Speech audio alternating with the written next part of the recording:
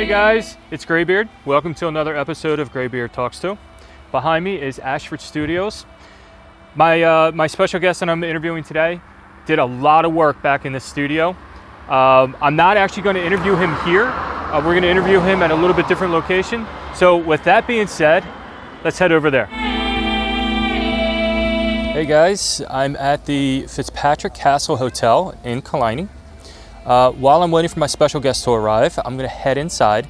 There's a very special young man inside that I want to chat with first. He's actually got some really good history about where I'm at. So with that being said, I'm going to head on in.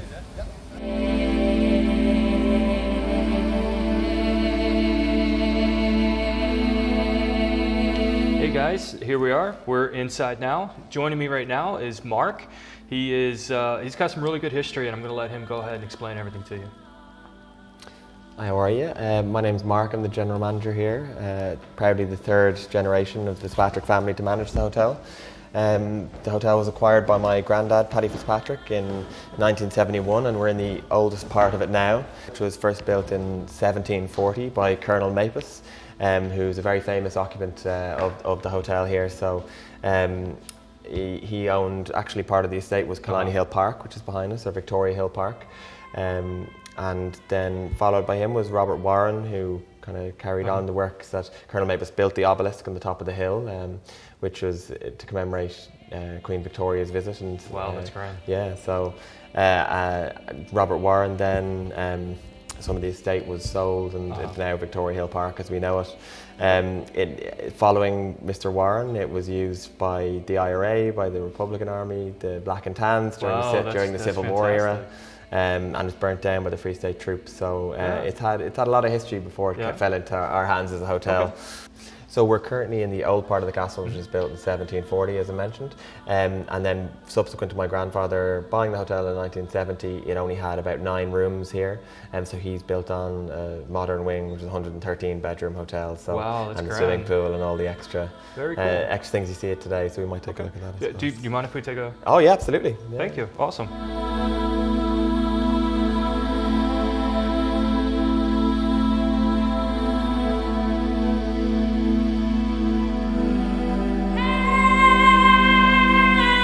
So this place is absolutely beautiful. So this is the new section that we're in now? Yeah, so this would have been added on subsequent to my granddad purchasing it in 1970. So it would have only had 9 rooms, as I mentioned. So this is now a full conference centre, there's 9 meeting rooms, and there's 113 bedrooms above us. So it's now a much larger resort than it was in 1970. That's quite the add-on. Yeah. That is really quite the add-on. Small extension. Yes, just a small extension.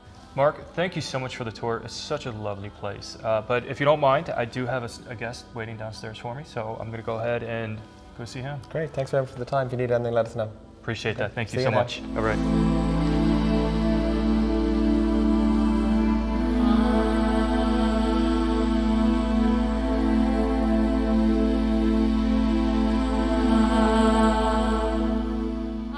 Hey guys, here I am, still in Ireland. Saying it right this time as opposed to last time. I was told I draw out Ireland, so it's Ireland. I'm here at Fitzpatrick Castle, and some of you are going to enjoy this. I'm sitting in the dungeon room. Maybe I belong here. Some of you think I do. Maybe I don't. But regardless, I am here. So with all of that being said, I have a very special guest joining me today. I have His Eminence, Mr. Philip O'Sullivan, a.k.a. Bishop Edmund. Philip, thank you so much for joining me this afternoon. It's great, John. It's good to be here. So which do you prefer, Your Eminence, Your Grace, Father? Yeah, this is great. Ireland is a republic, so we have no titles. I love that. That's the island next door where you Sir this and Lord that. What if I was a bishop, I would be my Lord. And if I was an archbishop, it'd be Your Grace. Yes. If it was a cardinal, it'd be Your Eminence. And if it's the big man himself, it's Your Holiness. It's Your Holiness. So, my Lord, is that what it's going to be for the rest of the my Lord, I like that. It's my Lord. Yeah, I like that too. But Philip is good as well. Yeah. Okay. Just never Phil. Okay. No, I really am not a Phil. Actually, I wouldn't have. I don't know what that's about. Yeah. It's strange. Back home, again, it's for me. It's John. Yeah. But a lot of people, this guy, here, Johnny. Uh-huh. It's Johnny. In fact, I told him we were in New York together, and I had an aunt, and she was elderly when I was a kid. She was the only one to ever call me Johnny. Really? Yeah, and then I met this Okay. guy. Then I met Patty. Right. And then Patty And you never just, like, became a Jack or any of no, those? no. I was named Jay for a long time. A lot of friends back Okay. home, including my wife back home. If she can't get my attention, sometimes she'll yell Right. Jay really loud, Right. and it'll actually turn my head. Yeah. You know, so yeah, I'm glad you said that. So let's jump into this, if you don't mind. So let's start off. The world today, we've got this major pandemic, this whole COVID thing. How are you coping? How are you doing with this? I think the answer to that is just take one look at my hair. It's, you know, it's not what I normally couturier it as, but I haven't been able to. Actually, I cut this myself a couple of days ago for a photograph, and then I trimmed the beard. The beard was out here. So I haven't been able to get to a proper barber, which I think is on it's scheduled next week. How am I coping? Initially, it was like some kind of strange and scary adventure, and you're kind of looking out there and it's all invisible, but you know it's serious. But you think, okay, lockdown's okay. You know, we're a tight unit of 3 in the family. We live in Glasgow, which is a beautiful coastal village near Dublin, just down the road from here. And you're going to be locked down. That's a nice place to be. You know, it's not the worst place in the world. And then it starts to incrementally get more anxious and anxious and anxious. And you start to get very serious about it. You see how other countries are dealing with it, including your own. Oh yes. Jesus help us.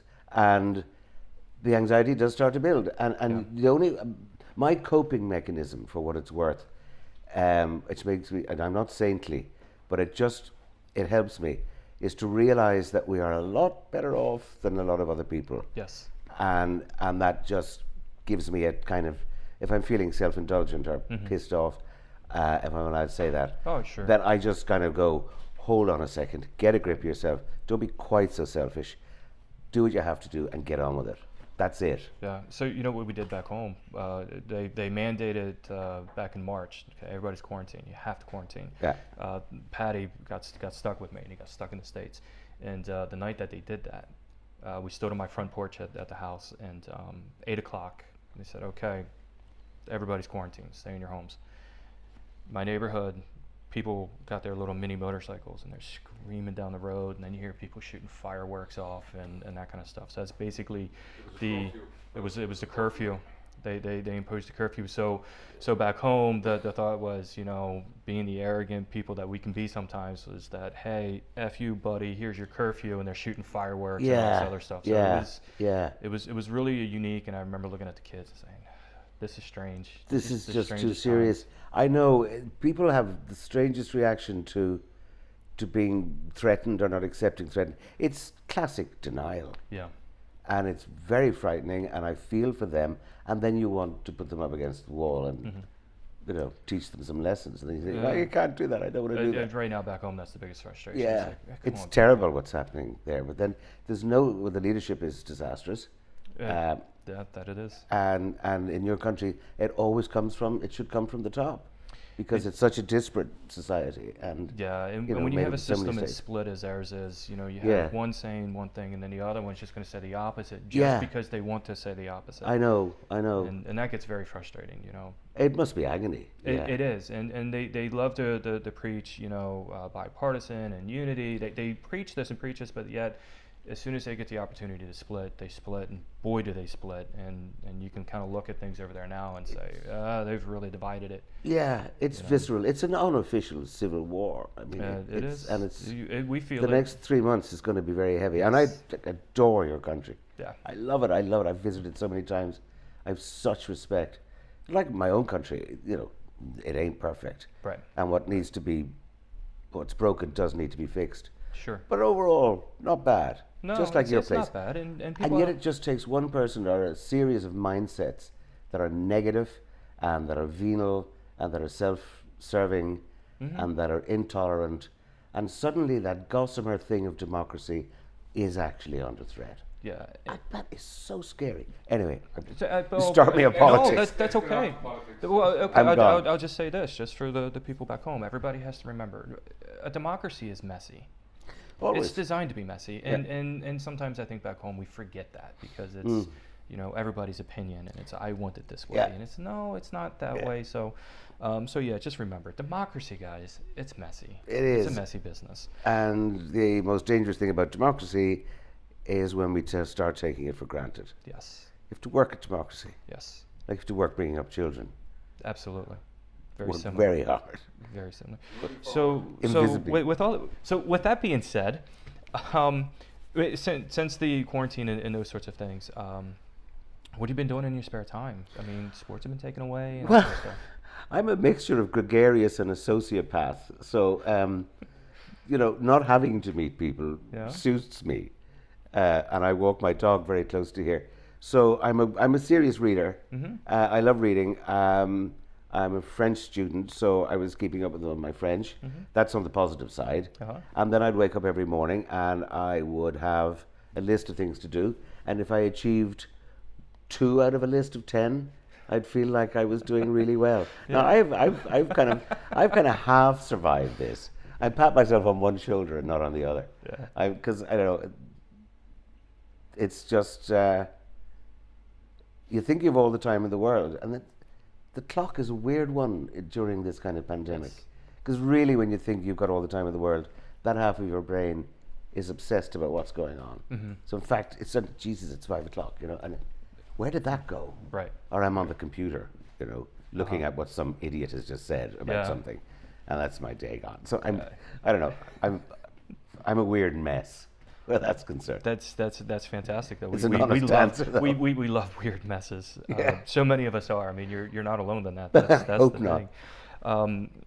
So I've done some research before we've had this chat and such. So I saw you've done a lot of theater work. Oh, huge amount. And you've done quite a bit of cinema. Which one do you prefer? Every actor gets asked that question.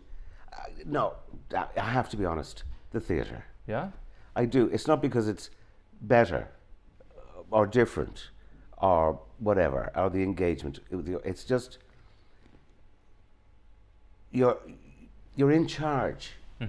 You've rehearsed it, but yet anything can happen, and it's the immediacy of it with an audience. If it's a great, if it's a fine script and lovely colleagues and it all makes sense and the audience are loving it, and then every night you have this moment where you just light the fuse and you go on, and that's fantastic. But when I'm filming or doing television, the focus is just as keen, it's just as strong. But it has a different payoff, really. Right. So to hell with the theatre. Yeah. Yeah, keep it simple. Oh, I can't wait to tell Jocelyn back home because again I was saying to my daughter she loves theater. Yeah. It's magic. Yeah. It's magic. Yeah, fantastic. So do you mind seeing yourself on screen? It very much depends at what age, at what time. I came across something on YouTube of mine that was 1982 or 3 or something, and I didn't know it was up there. And I was like I was a different person. Yeah. And I was able to stand back and watch that and go, Jesus. And then, because I don't know, my weight goes up and down like a yo-yo. And sometimes I'm wonderfully slim and fit and I think I'm great. I can't wait for somebody to put a camera up in front of me. And then the rest of the time I go, no, you're kind of Charles Lawton, so just put up with it. If I'm telling the truth on camera, I usually don't mind what I see. Okay. If I'm messing, I can tell. So can the camera. Okay. Camera, you cannot lie to a camera. If you don't mind, we're gonna have a look at some of your early scenes on Vikings. Great.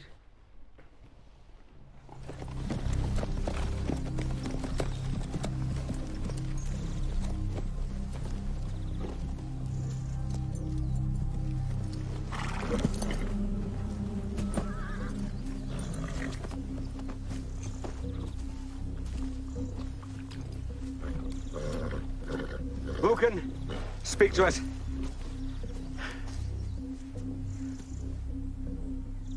I can. I have been sent here by Egbert, King of Wessex. The king regrets your attack on the Holy Church at Winchester. He wonders how much longer you intend to remain in his kingdom. Well, that depends. Upon what? Upon what he'll offer us to leave. Or what he'll offer us to stay. Stay. Yes. We want to make peace with the king. Peace.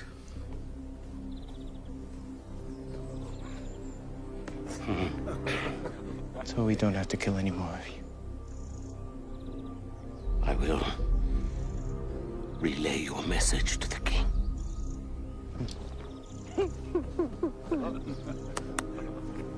Ida! Ida!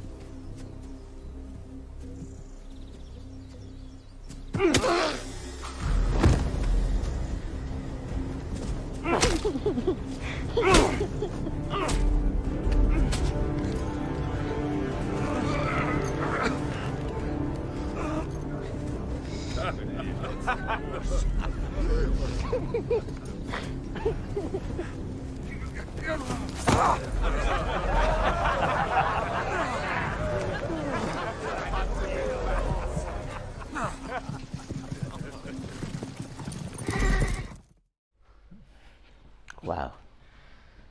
That brings me back. Yeah. Yeah? Yeah. I can remember every minute of that. Of doing it. Yeah. That's so strange. So one of my first questions about that is, do you do your own stunts? Do it? Do you do your own stunts? I was wondering if I was going to be asked that. I told you that you can never lie to the camera. Right. Absolutely, every single one of them lie. No, the insurance would not. The insurance wouldn't allow me to do that. I certainly rode the horses. Yes. And I got on them and off them, but the falling off and the riding off at the gallop, not a chance. Not a chance. No, they wouldn't let me do it. No. Oh, it sounds like you wanted to do it. They just I'd wouldn't let you? adore it. I'd Yeah. do anything for a laugh. But no, they wouldn't, because they wouldn't, just actor breaks his leg or dies. They don't care about the actor. They do care about the fact that they have to reshoot everything. Sure. And that's very expensive. So no is the answer. But I'd love to have done it. Yeah. So when Travis was standing there and Yeah.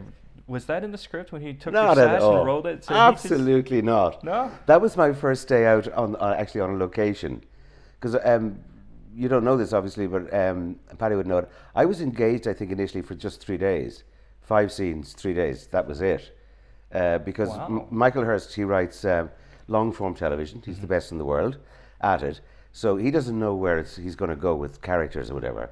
So I was engaged to do this guy, this bishop, who comes along. I mean, he could have died in that scene if that didn't, serve if that served the purpose of the script. That was of the storyline. That was it. But he seemed to like what I was doing, so that was great, and I stayed on. But that was my first and only time, I think, out on location. And Travis, who I'd seen in the first series and hugely admired, he's the most wonderful character, the most wonderful human being. He's just brilliant, and eyes that I think Paul Newman would be envious of. I mean, he's just so brilliant. But he improvises a huge amount. And so I was standing there, and he just came over. We didn't particularly rehearse it. They're the lines that Michael Hurst wrote. But when he came that close, normally you'd be standing about 2 or 3 feet from the other actor and having a head on, and that's it. Right. Pretty straightforward. And the camera then creates the interest of the angles. Oh, not with Travis. He came right up. He was literally 2 inches from me, eyeballing me. And then I'm aware of something going on down there. What in the name of Jesus is this man doing? And then I become aware that he's rolling up the thing, and I'm going, this is absolutely incredible. So he made my job very easy because I was terrified of these sweaty, horrible, nasty, heathen, dangerous Vikings. And in the meantime, my dignity is being completely compromised by one of them, and there is nothing I can do. So, that's the joy of film acting, or any acting, actually. Yeah. And that was down to Travis Fimmel, who I didn't know he was going to do it. He didn't tell me he was going to do it. He didn't ask permission to do it. He didn't discuss it. It just evolved. That's the joy of working with somebody like that. Yeah. It's fabulous. That's Loved it. fantastic. Thank Oh, you he's so much just- for sharing that. He's because that brilliant, was- yeah. Yeah, I know when we were going through a lot of the scenes, we were trying to pick some stuff, and when we saw that one, one of the things, I love horses and I love horseback riding, Yeah, and that's what drew me to it. Right. But then when we were watching it, we were kind of thinking, we've heard a lot of things about Travis and being the practical joker, and then we saw him and we rolled it up, and then when he stuck it under. I know. Okay, was that scripted or did he actually just kind of come up with that? I have no idea what was in his head doing it. Just something to, and if you think about the timing of it, Yeah. it lasts. He makes it last the length of the scene, so that it's the length of the dialogue. So that, I mean, that's genius to be able to do that. Yeah. So that he's holding attention on him. We're aware of the effect it's having on my character, and yet at the same time we have this added dimension of something else happening. That's germane. It's not scene stealing. It's not gratuitous. It's absolutely to the moment, and that's the kind of guy he is. And he is a practical joker. He's horrendous. He's brilliant. It's we heard.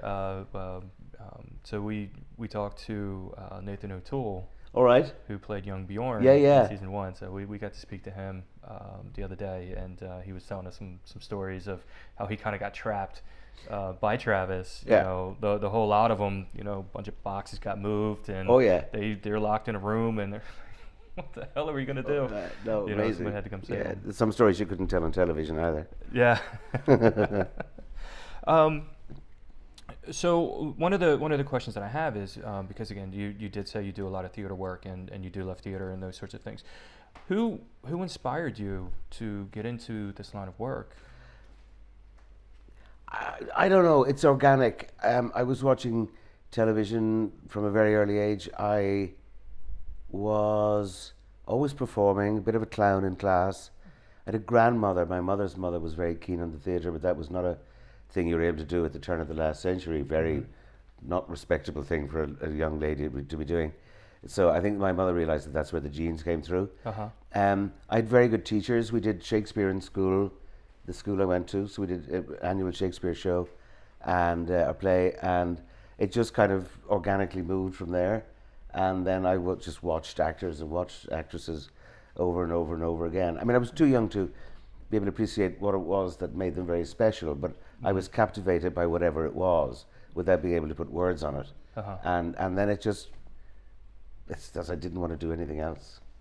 So, is there a character that you've kind of grown up, admiring, and just as a character, and have you had as an actor? Yeah. Yeah, I mean, the gun to my head, and you give me 5 seconds to answer. Sure. That's fine. If I could expand on it a tiny bit. Absolutely. Because there are just so many brilliant actors. I mean, male and female, just so many that I admire. But just for me, and it's utterly subjective, I think the best screen actors I've ever seen are Spencer Tracy and Gene Hackman. Because they have the range that very few actors have. Great film stars can have quite a narrow range, because it is what they have that's very special, that they build stuff around them. But Tracy and Hackman were leading character actors.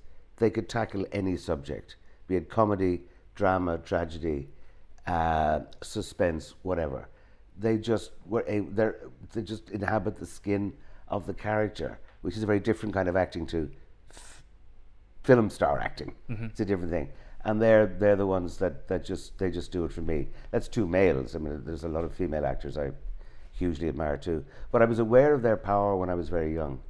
And there's an English actor who just died a couple of months ago, who was my absolute hero, who I got to work with, who I don't know if your viewers would know him as Ian Holm, Sir Ian Holm, actually. Okay. He was in Alien, got an Oscar nomination for that. He did a great film career, but he was a great stage actor. And I got to work with him, and I got something signed with him and spent a few days with him. He was my quiet little personal guy. I think he's Bilbo Baggins in all the Lord of the Rings stuff. That's him. He died at a good age now, a couple of weeks ago. And he fascinates me more than anybody else. Yeah. That's it. It's fantastic. Amazing. Love to have been him. We were talking earlier, and you said you keep up on your French and you speak French. Yeah, I get away with it. Yeah? Yeah, I do. I have a half decent accent, which means that when I speak French in France, they think that I'm better than I am. So sometimes sometimes I have to roll back on that. But I just like the idea. I love that country, and I love those people. So that's a hobby. Yeah. Yeah. So for Vikings, did you have to? Did you have to learn another language for that, or for some I lines? had to learn some Anglo-Saxon stuff, which we might get to later, and I had to revisit my Latin. I did Latin in school as a student, but Bishop Edmund was forever saying mass or doing consecrations or marrying people or making pronouncements in Latin, and I'd get that a good few days beforehand and study it and make sure it was okay. But I didn't quite relearn the Latin. At least I was familiar with it. Yeah. But it was tricky. Yeah, we actually had a conversation about that, and again, when we were trying to prepare, Patty was thinking it was something else. I said, no, that has to be Latin. It's got to be, because that's that time period. That's what they spoke. So I'm glad you said that, and that's pretty neat that you actually had it from a young age. I did, and it stayed with me, so that it was fine. Yeah, it was grand. Just it's gonna learn it by rote, but still, at least I knew what I was doing, and I can still do the Latin. I think I can still do the Confiteor in Latin from when I was an altar boy. It's just kind of burnt into me somewhere. Yeah. It's just kind of the way it does when you're a little one. Do you have a favorite dialogue from a character, maybe one of your favorite characters, or maybe not so favorite character, but a specific dialogue that's kind of stuck with you, that sometimes, like, maybe the kids are acting up or something and you're like, oh, you pull out Yeah, like that I did myself, or there's just so much good dialogue. There's a play by Tennessee Williams called The Glass Menagerie, and I played, it's a great play. I played Tom Wingfield. It's a narrative play, and he opens the play and tells the story right throughout about his daughter, his sister and his mother, and the gentleman caller. And there's God, I hope I can remember this. Are you going to give us the dialogue, Phil? It's just an opening line. Okay. I hope I can remember this. You'll have to edit. Oh, don't worry. So it's the opening lines of Tom Wingfield in The Glass Menagerie, just talking about how delicate language is and how beautiful it is and how intriguing it can be, which is, he starts with, yes, I've got tricks in my pocket. I've got things up my sleeve.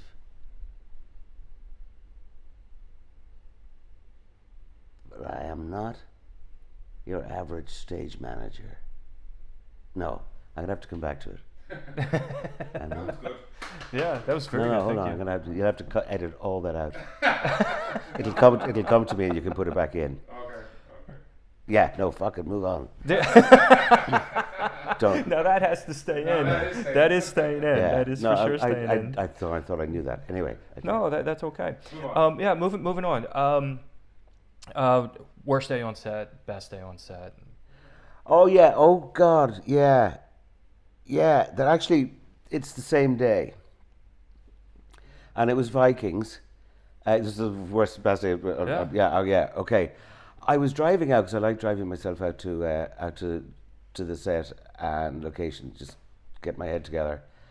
And I had this idea. We were out on Blessington Lakes, and it was the bishop was allowed sort of go on the war party, and so I insisted on bringing a sword with me. But all the storyline didn't have him involved in fighting or battle or anything like that. Like, that was it. I was just staying in the boat, and it's a bit boring for me. So I came up with a thought, just driving out, that the bishop would be on the boat, and the Vikings are on our side this time, so they're working for Egbert, King Egbert, and that the Vikings will get off the boat and they slaughter everybody on the beach, but that one of the Wessexian soldiers crawls into the boat, and I'm cowering and hiding behind, and this soldier, trying to escape the slaughter, sees me, and has a young soldier, and has a kind of a panicky thing, and I just go, shh, point to my cross, you're okay, don't worry about it, you're safe with me. And the soldier goes, yay, and he turns his back just to find a high position or leave the boat or see what's happening. And the next thing, the bishop has just run the sword through him. Okay. So I went to Ken Giotto, who's the director. I said, can I pitch an idea for you for today, for the filming or tomorrow? I said, yeah, okay. These actors are always pitching ideas. And I gave him the breakdown, and he looked at me, gave me a bit look, not unlike that. Yeah. And he said, "Jesus Christ, I can't wait to show Michael Hurst that. Yeah, let's do that." I couldn't believe this reaction. So he said, "That's fabulous." He said, "Look, leave it to me. I'll cast the young guy. You go off and kind of think about how it'll be. We'll keep it simple, but it's, fuck this." He kept going around telling everybody about this brilliant idea that I'd had and that he was going to do it. And I went and told this is like Big Ears in the Woods and Little Noddy. I went to Travis and I went to George and I went to all the lads, all my mates, and I said, "I sold this idea, it's going to happen, and I'm so thrilled." And Travis was showing me the best way to kill him, and Clive Stanton was saying, "Yeah, you could use it." And they were all getting involved over lunchtime. This was becoming Philip's scene. And Ken had meant it. But so I just got so excited, and I thought, this is brilliant, because I was getting very bored being a bishop. And then the day kept going on, and the scene kept getting put back. And cut a long story short, the scene was never shot. Oh. So and I would have loved to have done it. Yeah. Ken would have loved to have done it. The little soldier who was cast, we talked, and he was thrilled that he'd been picked out of the special extra pile, and that he was going to, feature for a moment. But it didn't happen. That's movies. That's television. So that was my best day and my worst day. Yeah, I didn't quite cry myself to sleep, but I was. But you came pretty close. I was pissed off. It didn't happen. But that was it. Anyway, it wasn't a bad day. After I was saying I was engaged for 3 days, I ended up doing a 3.5 series on Vikings. So I did well. Yeah. I loved it. Very well. I loved it. It was good. So if you don't mind, we have some more clips. If you don't mind seeing Great. another clip. Memory lane. Yeah. Love it. Keep roaring. Thank you. Very good. Very good. Very good. Bishop Edmund, allow me to introduce a new member of our community. This is Father Prudentius of Troyes. Father Prudentius, welcome. Forgive us, we were just sampling last season's vintage. I trust it was a good year. Well, I would be most grateful for your opinion. But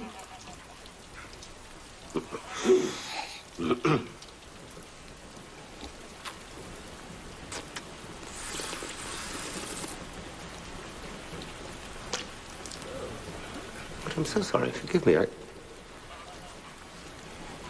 It's very good. It's the way we taste wines in Francia.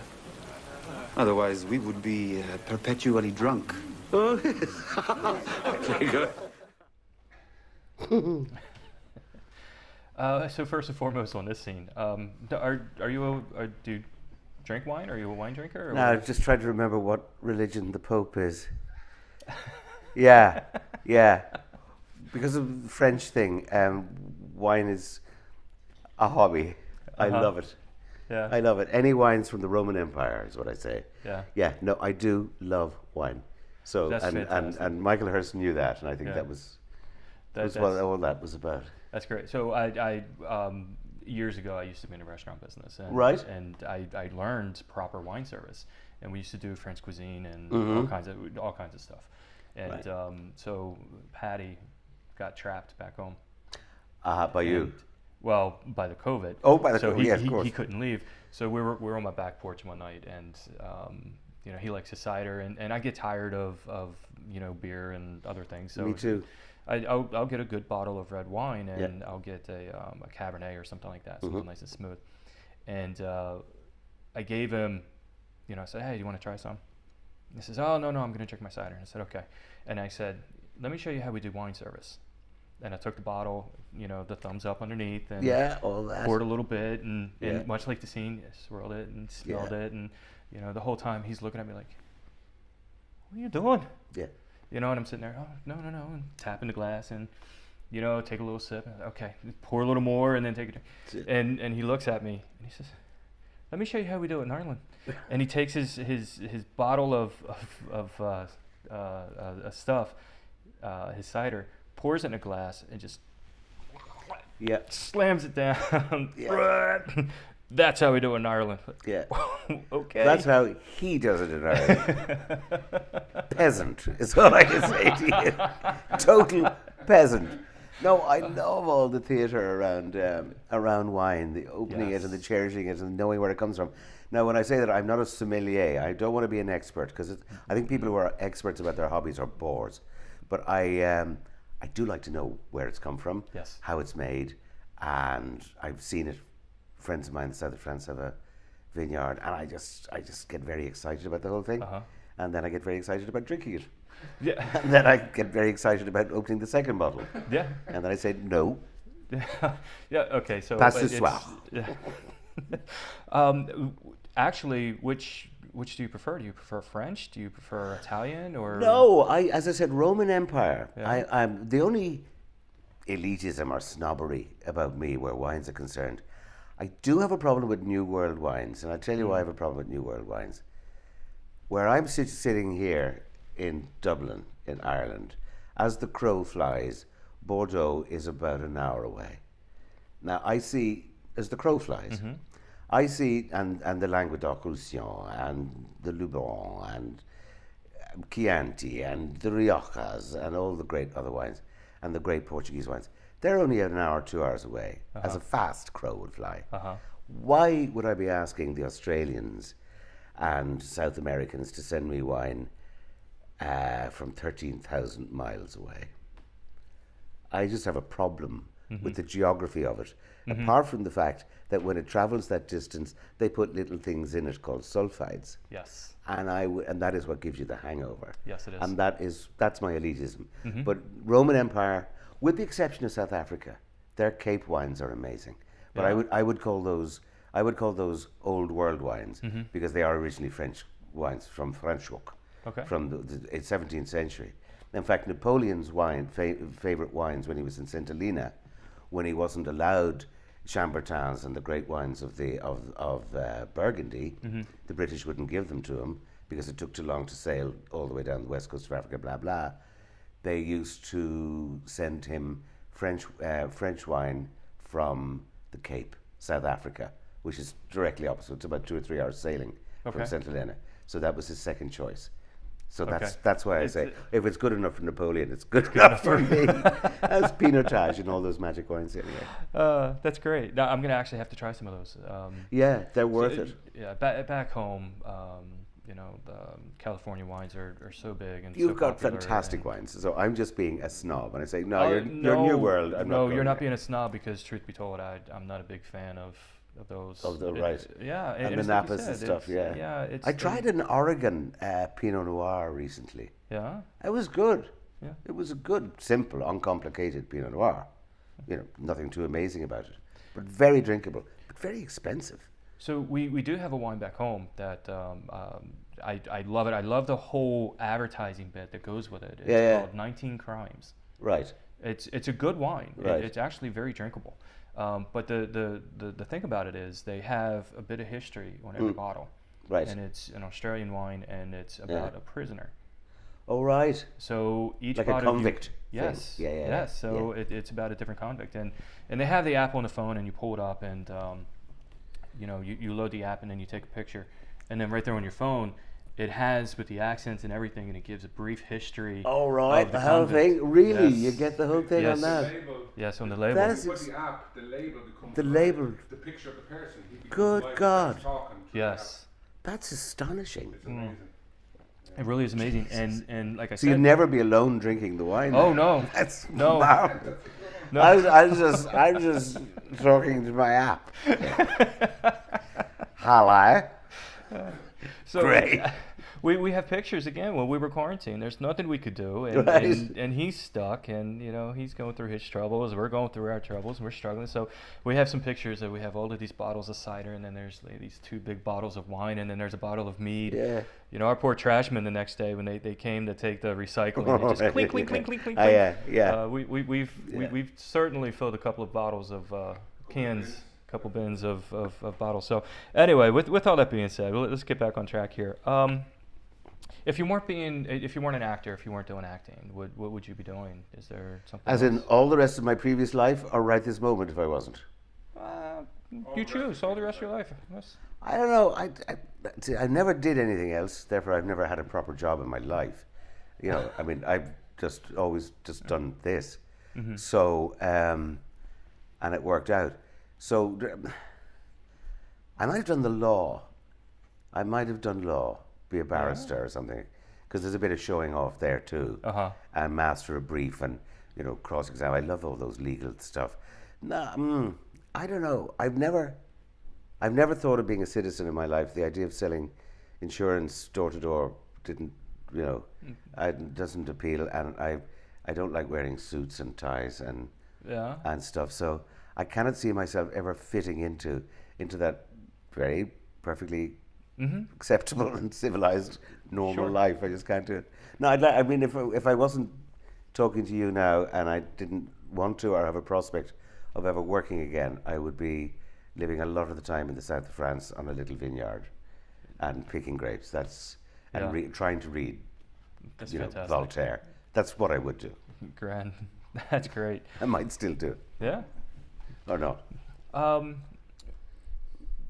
You've done a lot of theater. You've also done a lot of cinema. What's your favorite movie? My favorite movie. My favorite European movie, I think, would have to be Death in Venice. My favorite, see, it's awful. There are so many movies that I love, but the movie that had the most mature impact on me when I was very immature, and say 13, 14, 15, when my taste was anything but well established and graded, was In the Heat of the Night, the Norman Jewison classic. Do you know it?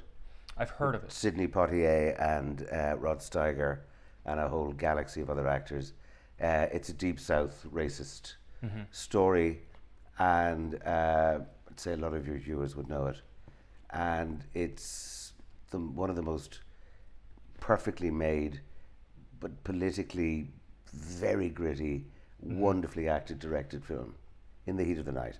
And I think that made me, when I watched that, I was aware that something very special was happening without having the references or the education or the maturity to be able to know. Right. And that just kind of went, I'd like to be doing something like that. In the Heat of the Night, yeah. That's pretty cool. And 10,000 other films. But that's your Desert Island Disc one. So. Let's talk about some costuming. You've done a lot of different things. Do you have a favorite, Costume? Yeah, a favorite costume that you get to wear? It's kind of weird. I was thinking about that. I mean, geez, the bishop stuff is pretty special. Although that weighs a ton, that Does it? costume. Yeah, that's like about a 35 tog duvet to carry around on a set. It's very heavy. I did a TV series, a sitcom for a couple of years called Leave It to Mrs. O'Brien. I played, believe it or not, the young, slim, handsome young curate of the parish, because it was about a parish priest and a young curate. You're too young to remember that. And I remember Glenroe. it was early 80s. I did that too. I was priest in that. Yeah. But there was one day's filming where I had to be dressed as the Pink Panther. And I won't go into the complicated reasons of the storyline, but for half the morning I was the Pink Panther in a full Pink Panther outfit, and I adore the Pink Panther. And I was doing all the moves and being cool and frightening children, and I was just loving it. And the next afternoon, the rest of the day, I spent dressed as a double of Mrs. O'Brien, who was a very large, blocky, short housekeeper of these two priests. And a very complicated plotline comedy, as I say. But I had more, what I wasn't was going around dressed as a priest. And so I could just be the Pink Panther. I just loved it. I found it very liberating in a very odd kind of way. So there you go. So if you don't mind, so when I was a kid, there was the cartoon, Yeah, the Pink Panther. that's it. Is that what you're referencing? That was the or Pink the Panther, actual yeah. the Pink Panther? Because Yeah. there was an actual movie called the Pink Panther. There was and- with Sellers. Yeah, Yeah. there was 4 of them, I think. Yes. Yeah, and the Pink Panther was originally a diamond, as you know. Okay. Yeah, Pink Panther's a famous didn't know pink diamond. And then they built this cartoon of this slinky Pink Panther who Yes. was very bold. and that amazing Henry Mancini theme. Boodum, boodum, boodum, boodum, boodum. And so I was that slinky Pink Panther. So I was happy for a day. That's grand. I love that. That's grand. So, what's the weirdest thing a fan has ever done or said to you? Done. Or strange. Yeah. Again, as a reference, I've played a lot of clerics for some reason, particularly in my younger career. A lot of priests, and I was in Glenroe, which is a very famous sitcom. Soap drama we had here up to relatively recently, and I played the parish priest in that, replacing the one that existed that was there before. And I was somewhere on location in Wicklow, and this man, we were in a bar after shooting, I think, and having a sandwich and a drink or something. And he came over, he says, "How are you?" And I said, "I'm very well, how are you?" "No, not bad, not bad." "You were doing the Glenroe thing down the road, like, yeah?" I said, "We were, yeah, indeed." "Oh, yeah, very fond of that." "And this is great." Right, pretty standard thing. And then he kept sitting there, and then he turned to me and said, "I have a favour to ask." And I said, "Right, you're expecting it to be an autograph, or could he get on set, or could he be an extra, or whatever?" And I said, "Sure, if I can do it. What is it?" "Would you hear me confession?"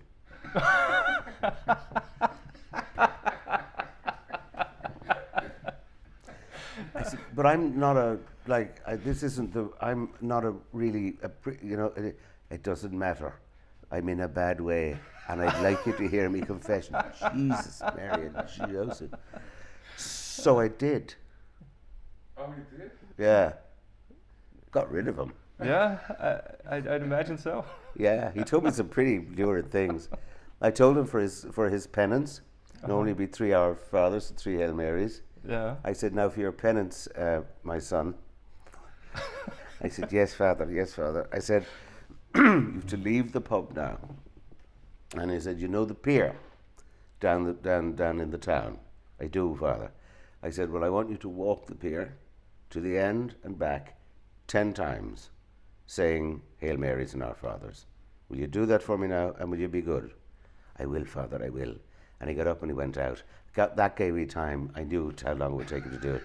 To finish my sandwich, my pint, and leg it back to Dublin. So I took advantage of the cloth on that particular occasion.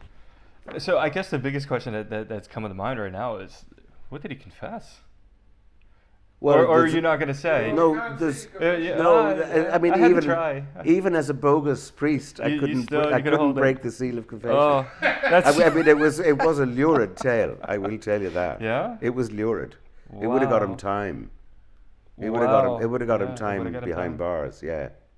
Well, Yeah. good on you. That's why I should have given him 20 lengths of the beer. Actually. All right. So moving on.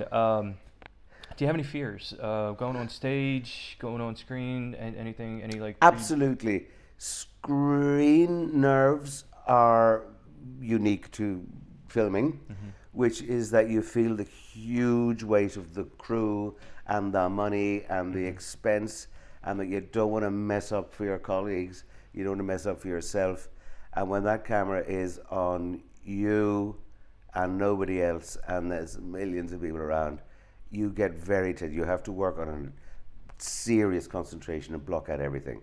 But there's a knot inside you. It creates a kind of its own dynamic. Stage nerves are quite a different thing. I mean, I call them the tyranny of nerves. You really have to exorcise those devils out of you. I've had colleagues where it's become too much for them, and they stage fright. They can't go on.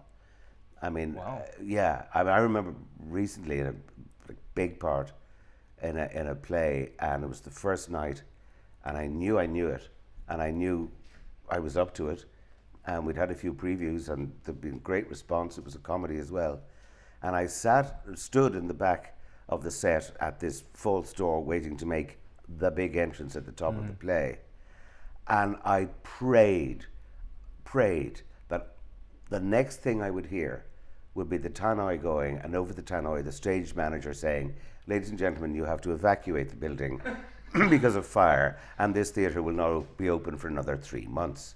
Anything just to get me from behind that set. Wow. But that didn't happen. Uh-huh. The curtain went up, the music happened, there was applause. On my cue, I came out, and it was great. But that was terror. Yeah. Yeah. Wow. I'd share that with you. Wow. Thank you. I But mean, you have to get over it. Yeah. Yeah. know, That's. I would imagine that. It's. And then when you're on, it's wonderful. Yeah. And then you can't wait to do it again. And but it does get you. And then the more you do a particular job, the less it gets scary. But each new one has its own little sharks circling, Yeah. sniffing for blood, you know. And you go, ah. It's not That's easy. it. No, it doesn't. I got to But it give shouldn't my be daughter easy. credit. It's too much fun to be easy. Yeah. It should never be easy for an actor. Right. Any actor says this is a dawdle, I walk away. Any actor tells me that he never gets nerves, I'm very suspicious of. Uh-huh. That's not right. Yeah. That means they're not caring. Oh, that's not good. No. Not good. No, so I was saying earlier, my daughter's really into drama and everything. So she's been in a couple plays at school and Right. done some stuff in theater work. So a little bit on the side, and yeah, I watch her, and Yeah. you know, I think I feel worse. Does she get nervous? She does. She does. She does. It's very healthy. Yeah. It's very not so it cripples you, obviously, but to feel, because nerves are a sign of caring. They're a sign of responsibility, of taking it seriously. It's not about you. Yeah. It really isn't. It's about. So if she were here right now, she would actually be hiding behind something. She's so shy. She's Oh, bless her heart, Yeah, really. she's not out there. She doesn't like to be. Yeah. But so it's not about her. No, but it's as about being soon as there. she steps on stage, all of a sudden there's just like, who are you? Where Isn't that are you brilliant, my kid? though? Where did you come But from? isn't that's the liberation of theatre and you know, nicely hiding behind another character, and there is nothing healthier. That's brilliant. I think I get more nervous for her. I'm the one that's like, my fingernails are like this. As and I'm like, parents, oh. yeah. But she does great. I'm so proud of her for the stuff that she does. So with that being said, let's take a look at some of your last scenes from Vikings. Yay, happy days. And farewell, Bishop Edmund, my dear vintner. May God bless you and keep you. Yeah, I'm going nowhere, sire. I'm staying here with you. Thank you. This is a sacred site. Now, how should I, a bishop of God's holy church, abandon him now? Besides, the cellars are still stocked with some of the finest wines in Christendom. Am I supposed to leave them to the pagans? Don't know the difference between one grape and another. Let's go! May God be with you all, now and forever! Clafford forgifta, for them henutan hot he død.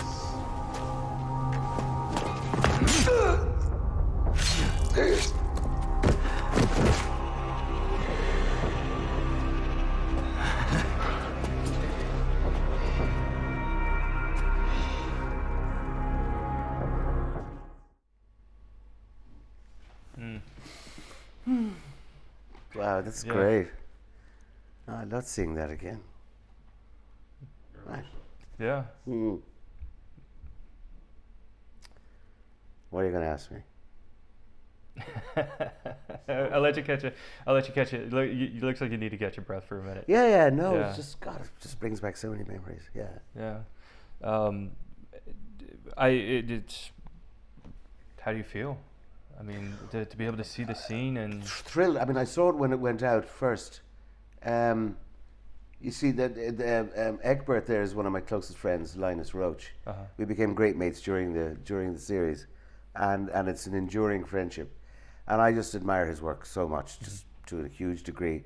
So again, a bit like Travis, you know, you're acting in on the shoulders of giants. You're acting in the slipstream of really fine actors, and it was Linus who kind of dictated the pace of that. He was very close to Michael Hurst, the writer, and so they plotted out where they wanted it to go, and they didn't want it cliched. They wanted it very measured but eccentric and provocative. And I used to talk to Linus about where I thought it was going as well, and he took on board some of my ideas and brought them to Michael Hurst, which was lovely. And so he incorporated some of those ideas and me as a parallel character with Linus, with Egbert. And so I got to make a really nice exit. And there was wine involved, and there was all those little tropes, those little character marks that just made it real for me. And it was lovely. And then when I was dead. I'd had 3 years or 3.5 years, made great friends, made some money, had some laughs, and that was that. Yeah. And I missed it a bit. Every time I went on the Wicklow Drive with my daughter, I think I was going to the studio because I did it so often. And so I didn't. I missed it, but I didn't ache for it. It was just job well done, happy job well done. Yeah. And in my business, that's as good as it gets. It was terrific. That was great. But it was great to see Linus again. He's just he's so good. He's so good. That's fantastic. I loved it. And it was Ben Bolt actually directed those scenes. He was doing those block, and Ben is a beautiful guy and very bright. He knew Linus and I were mates. He knew to trust us, and he kind of gave us our head, So we were doing our own thing. Oh, that's we were great. just feeling it, and that's a great feeling. Yeah. So that was my memory of that. So the death scene and you're laying on the floor, did you just sit there and say, okay, we're going to do this, and then you could just take a deep breath and hold your breath? You do have to hold your breath, and also there was blood bags and all that. Yeah. And the sword coming out the back of me, that's CGI. Okay. Yeah, because I didn't allow them actually just one expendable bishop, to hell with you. It's your last scene. Take it. So no, that was good. It was fun, and then to see lovely Gustav Skarsgård there as Floki, brilliant character. Yeah, I adore him. he's so popular back home. He's just brilliant. What a family. Yeah. God. Yeah. Amazing. He's so popular back home. He's, believe it or not, in a lot of the different festivals and places that we go to. Right. You see his character more often than you see a Travis or a Clive or even. Oh, I even can Catherine. imagine. His character is so beloved by the folks back home. It's, people do. There's one gentleman. He's in North Carolina. I've done a couple photo shoots with him. He makes his own costumes and such. Really? And he actually from season 1 or maybe season 2. It's one of the leather things, and it was just all of the intertwining. Yeah. And he made one of these, and he used something like 30 meters of leather. Wow. And just completely redid it and did the makeup, cut the hair, and I mean he's a short guy. He's maybe about 5'3" or something. But, right. But it's great because he did the whole makeup and we have some photos of him just in this costume. It's like, brilliant. Wow, That's we looked at him and said, dedication. good on you, man, because it was great. It was fantastic. Yeah. But he's really popular. Oh, he's fantastic. Well, what a character. I mean, he did. He built up this amazing character, Floki. So complicated. I think he's the most complicated character in the whole series. I would agree. Just so deep. Yeah. And so scary and so deep, so mystic and yet so funny. So I mean, but that's all. I think that's all Gustav's work. Just beautiful layering and surprises. Great. He was fantastic. Great work. So, if somebody was to make a movie about your life, Yeah. who would you want to play? Oh, Kate Blanchett. Yeah. She's a very fine actor. I worked with her. You're free, Patty. Yeah, you could play it. No, I don't know. And I think, in all honesty, it would just have to be somebody with a very dark sense of humor. Yeah. So that's Brendan Gleeson, maybe. Brendan would be big enough to play me at the moment. Brendan is great. He's the best. Stage-wise, what's the weirdest or strangest character you've actually played on stage? Well, years ago when I was a member of the Abbey Theatre Company, which is our national theatre, I was cast in a play called Find the Lady by an Irish writer called Tom McIntyre, who recently deceased, and directed by a friend of his, and I won't mention the name. And it was a very bizarre story, something to do with John the Baptist and King Herod and who's the daughter who cuts off the head of John the Baptist, Salome, but very avant-garde. And I played a character called the Man himself, and I remember his opening lines. Do you want to hear them? Absolutely. They're very rude. There was a young lady from Wicklow, Chepstow or Bordeaux, who could only do it real slow. The effect on her gears in a couple of years was indescribable. Okay, not a great limerick. Now, we rehearsed this play for 6 weeks, and we played it for 6 weeks. And I remember about halfway through rehearsal, playing this man called the Man himself, who was kind of a stage manager character. And I turned to the author and I said, Tom, I don't understand this scene and I don't understand what I'm doing. And it was like the director and Tom looked at me as if I had made a lewd suggestion or had asked the headmistress, the head convent mother out on a hot date. It was not a question to ask. It was like I was I wasn't playing the game properly. So I just played it as I felt it was to be played for the entire time, and never knew what I was doing, what I was saying, why I was saying it, and went on a long holiday when that was over. But the reason why I tell the story about what was the most bizarre thing, I still don't know what the play was about. I still don't know. I did it because I was under contract. But I swore when it was over that I would never, ever, ever say a line or think a thought that was not rooted in the author's intention. I said I will never do that again. And if a director can't answer the question to me, I don't know what this is about, can you help me? And he goes, oh, well, really? That he's either going to be dead or he's going to have to recast. I'm never doing that again. Wow, that's fantastic. So throughout your career, you seem to play a lot of the man in the cloth roles. Do you feel as you've been kind of typecast a little bit into that? I don't know about the typecasting because it's spread over about 40 years. Yeah. So a lot of television was clerical, yeah. I don't know what that's about. I suppose it's true that if directors, producers are looking at material and they say, oh, we see him wearing the suit of armor or a cross or whatever it might be, they might just subliminally get it into their head that that's what he does. But actually, I've played a much broader range than that. But it's just it hasn't registered. I do tend to play slightly plummy characters. I don't know what that's about. Anyway, and I prefer not to. Actually, don't know what that's about. Prefer not to. Prefer to play shy. Nobody casts me shy. Anyway. I can't imagine you being shy. So if I was to my reading and my research right, you just did a film last year.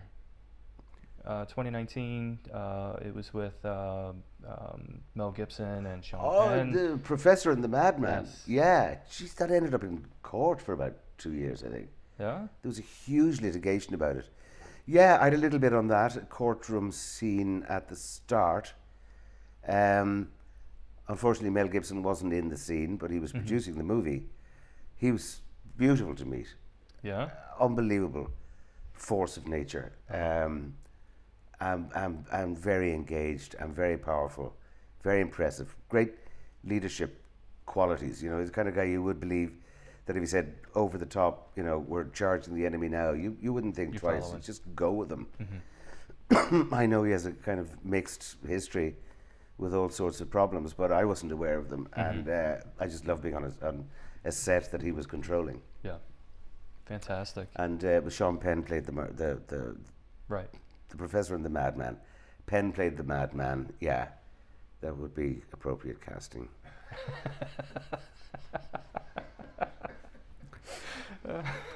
I guess we'll just leave it at that. I would leave it at that. Okay. I would leave it I at won't that, press any yeah. further. Yeah, very talented. Very good. If you had an opportunity to give, you know, a younger generation some advice, what would that advice be? Never say yes for the wrong reasons. Let that stand for itself. It's very sound advice. I think so. Yeah. I think so. Weigh it all up. Yeah. Trust your instincts. Never say yes because you're desperate. Mm-hmm.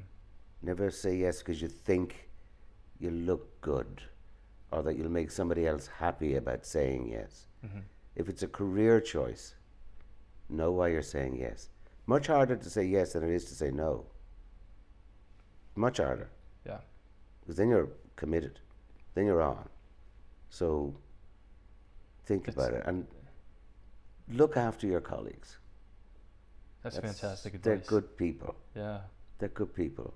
It's great. That's and it beats fantastic working. advice. Yeah. Very good. So with all of that being said, Philip, thank you so much for joining me. I really appreciate you taking the time out of your schedule and hanging out and chatting. It's been great. It's been fantastic. Guys, I have no idea when I'm coming back home. I may not be coming back home. I'll discuss that with Taryn later on. But this is beautiful country. I absolutely love this. Again, with all of that being said, thanks everybody for supporting, and I'll see you guys soon. Philip, again, thank you so much for joining. Pleasure. Thank you. It was fantastic. Thanks.